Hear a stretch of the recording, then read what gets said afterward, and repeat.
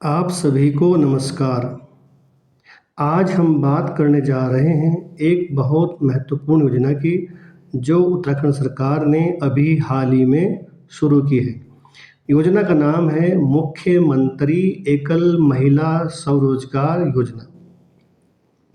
योजना का उद्देश्य है महिलाओं को उनके निवास स्थान, गांव या शहर में ही रोजगार दिलाना है।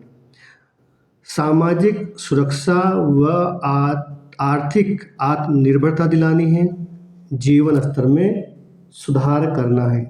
यानी रोजगार अब महिलाओं के दरवाजे तक पहुंचाना इस योजना का उद्देश्य है।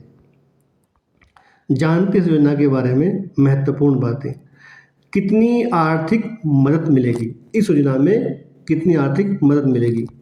अधिकतम 2 लाख तक का व्यवसाय किया जा सकता है। यानी कोई महिला 2 लाख रुपए तक की लागत का कारोबार व्यवसाय शुरू कर सकती है। इसमें 75% राशि सरकार देगी। अगर कारोबार करने में 2 लाख की लागत आ रही है तो इसमें सरकार 1.5 लाख रुपए देगी अनुदान के रूप में।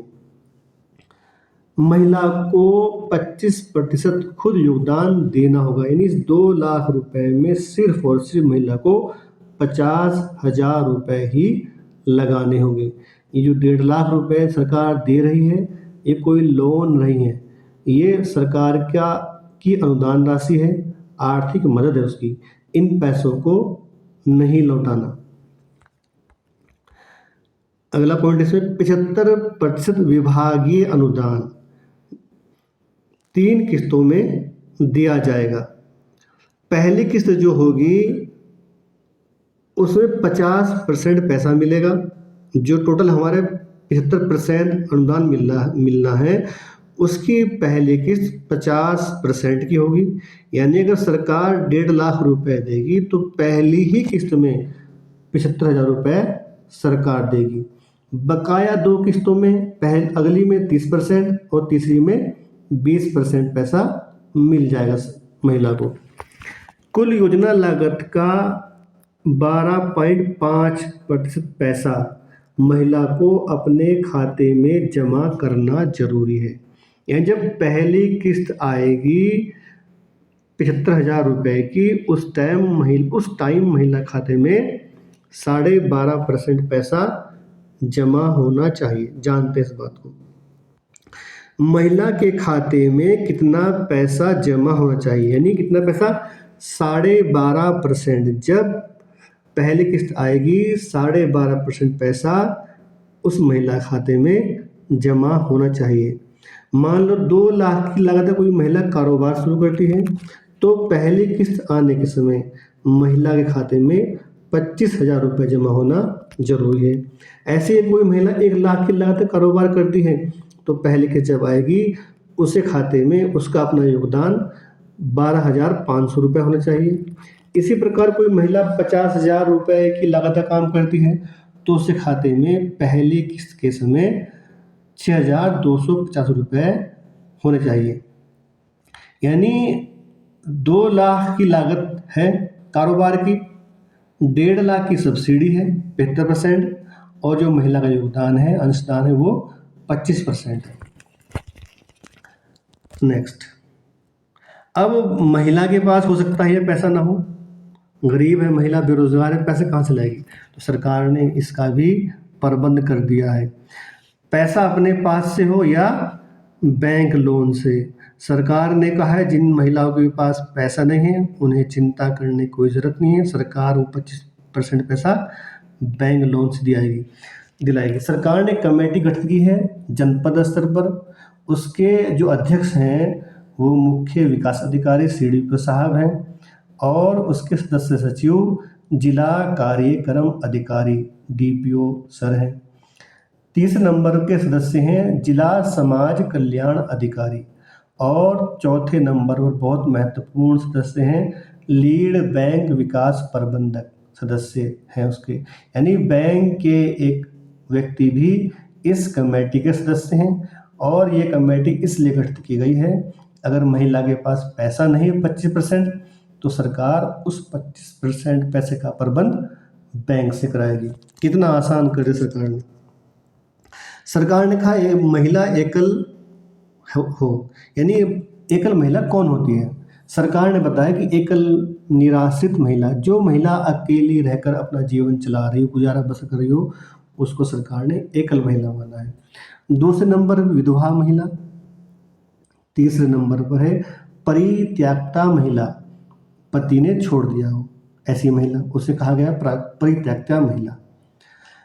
नंबर 4 है अविवाहित महिला, अपने परिवार पर आश्रित न हो। ऐसी महिला बहुत है समाज में हमारे, जिन्होंने शादी नहीं की लेकिन अपना गुजारा बसर छोटा मोटा कारोबार करके कर रही हैं। नंबर 5 है तलाकशुदा महिला, कानूनी तौर पर तलाक हो चुका हो, कोर्ट से उसे तलाक हो चुका हो। नंबर 6 किन्नर, ट्रांसजेंडर व्यक्ति। नंबर 7 है दिव्यांग महिला, पेंशन प्राप्ति, नहीं ऐसी दिव्यांग महिला जिसको पेंशन मिल रही हो, वो भी एकल महिला कहलाएगी। नंबर 8 है अपराध एवं एसिड हमले से पीड़ित महिला, किसी महिला के साथ बहुत बड़ा अपराध घटित हो गया हो या किसी ने उसके ऊपर एसिड अटैक कर दिया हो, तो ऐसी महिला को भी सरकार ने एकल महिला योजना में शामिल किया है। नंबर 9 है अकेले बच्चों का पालन पोषण करने वाली महिला, कोई महिला अकेली रह रही है, अपने बाल बच्चों को उनका पालन पोषण कर रही है, सरकार ने उसको भी एकल महिला माना है, यानी सरकार ने इसका दायरा बहुत बढ़ा दिया है। अब पात्रता क्या है इसकी। पहली पात्रता है उम्र 21 से 50 वर्ष के बीच होनी चाहिए। दूसरी है उत्तराखंड की मूल निवासी हो महिला। नंबर 3 है वार्षिक आय 72,000 रुपये हो, यानी मंथली जो इनकम हो 6,000 रुपये से अधिक ना हो। नंबर 4 है किसी सरकारी नौकरी या अन्य स्वरोजगार योजना से लाभ ना लिया हो, यानी महिला सरकारी नौकर ना हो या इस तरह की किसी योजना का उसने लाभ ना लिया हो। नंबर 5 है किसी बैंक या योजना की डिफाल्टर महिला ना हो।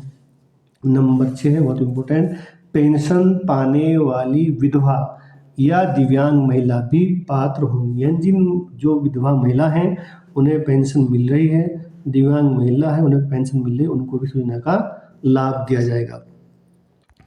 कौन कौन से काम किए जा सकते हैं। अब इस योजना के तहत महिला कौन कौन से काम कर सकती है, सरकार ने उनकी लिस्ट दी है। उनमें है पहला कृषि एवं उससे जुड़े क्षेत्र, कौन कौन से काम है देखते हैं। नंबर 1 कृषि, खेती बाड़ी करना। दूसरा है बागवानी, यानी सब्जी की खेती करना। नंबर 3 है पशुपालन, गाय भैंस पालना। नंबर 4 है कुक्कुट पालन, यानी मुर्गी पालन। नंबर 5 है मत्स्य पालन, मछली पालना। नंबर 6 है भेड़ पालन। नंबर 7 है बकरी पालन। नंबर 8 है उद्यान, बाग बगीचे लगाना। नंबर 9 है फल एवं खाद्य प्रसंस्करण, यानी फलों से चटनी, अचार, मुरब्बा ऐसी चीज़ें बनाकर उनको महिला बेच सकती है, सेल कर सकती है।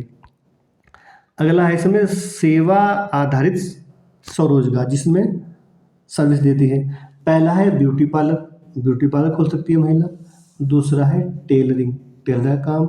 नंबर 3 है सौंदर्य प्रसाधन, कॉस्मेटिक व्यवसाय, यानी कॉस्मेटिक के आइटम को बेचने की दुकान, गिफ्ट सेंटर, इस तरह की दुकान। नंबर 4 है रिपेयरिंग या अल्ट्रेशन, यानी पुराने कपड़ों की मरम्मत की दुकान महिला खोल सकती है। नंबर 5 है बुटीक, यानी महिलाओं कपड़े सिलने की दुकान भी खोल सकती है। खुदरा व्यापार में दिया है सरकार ने। नंबर 1 है टिफ़िन सेवा, यानी खाना बनाकर उसको सप्लाई कर सकती है टिफ़िन में पैक करके।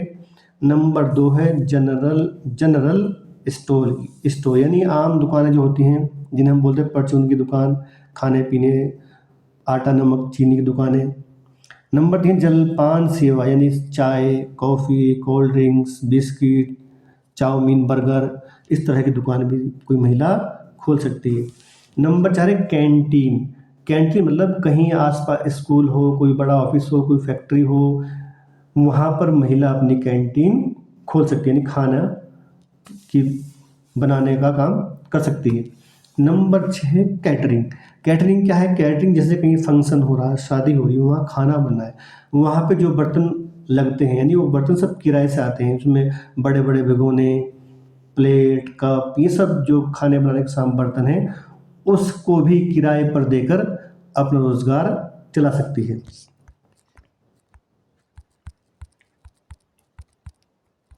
अगला है इसमें तकनीकी एवं डिजिटल सेवाएं, यानी पहला है डाटा एंट्री कार्य, यानी टाइपिंग करना, डिजाइनिंग करना, सीएससी सेंटर, इस तरह के डाटा एंट्री कार्य हैं। टेलीकॉलिंग, किसी कंपनी को अपनी सर्विस दे सकती है। Hindi call centre. नंबर 4 है कंप्यूटर हार्डवेयर रिपेयरिंग, ये भी इस काम भी महिला कर सकती है। अगला है तकनीकी श्रमिक सेवा, जैसे प्लम्बर हो गया, इलेक्ट्रीशियन हो गया, ये सब काम भी महिला कर सकती हैं। इन सब कामों के लिए महिला को ये काम आने जरूरी नहीं है, इन कामों का पुराना अनुभव होने की कोई आवश्यकता नहीं है, किसी को अपने साथ लगा सकती है, दूसरे व्यक्ति को भी रोजगार दे सकती है।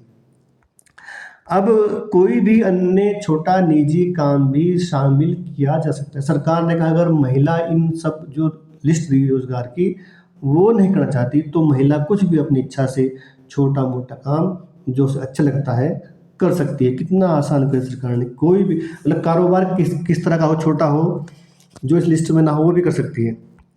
कुछ महत्वपूर्ण शर्त दी इसके बारे में। पहली है पहली किस्त मिलने के 6 महीने में काम शुरू करना अनिवार्य। कितना आसान है, यानी पहले सरकार आपके खाते में पैसा डालेगी, फिर आपको 6 महीने के अंदर वो काम शुरू करना है। पहले पैसा लो, फिर काम शुरू करो। कार्य ना शुरू करने पर पैसा वापस करना होगा, यानी पैसा अगर काम नहीं शुरू कर रहे तो आपको पैसा सरकार को वापस करना होगा। चयन पहले आओ पहले पाओ के आधार पर किया जाएगा, यानी जिसका फॉर्म पहले पहुंच जाएगा उसे योजना का लाभ मिल जाएगा।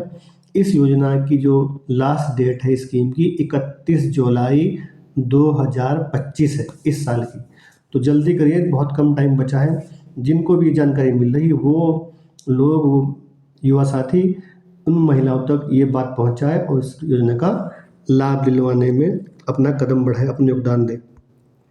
आवेदन कहाँ करें? अब इसका फॉर्म कहाँ से मिलेगा, कहाँ भरेंगे?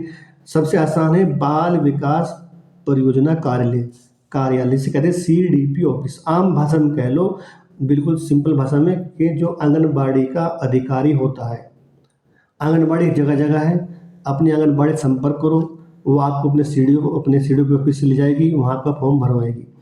और दूसरा है जिला कार्यक्रम अधिकारी कार्यालय, यानी DPO ऑफिस, जो जिले के अधिकारी होते हैं वहाँ भी फॉर्म भर सकती हो, वहाँ जमा कर सकती हो। और ये जो फॉर्म जमा होगा ये रजिस्टर्ड डाक से जमा होगा। इसकी सारी डिटेल, फॉर्म कहाँ मिलेगा, खुद भी आप www.wecduk.in से भी ये फॉर्म आपको मिल सकता है। बहुत सिंपल योजना है सरकार की, बहुत आसान कर दिया रोजगार को सरकार ने। अब आपके ऊपर है कितना आप लाभ इसका ले सकती हो। जिसको भी योजना के बारे में जानकारी मिले, वीडियो देखें, तो उन बेसहारा बेरोजगार महिला तक जरूर पहुंचाए। धन्यवाद, नमस्कार।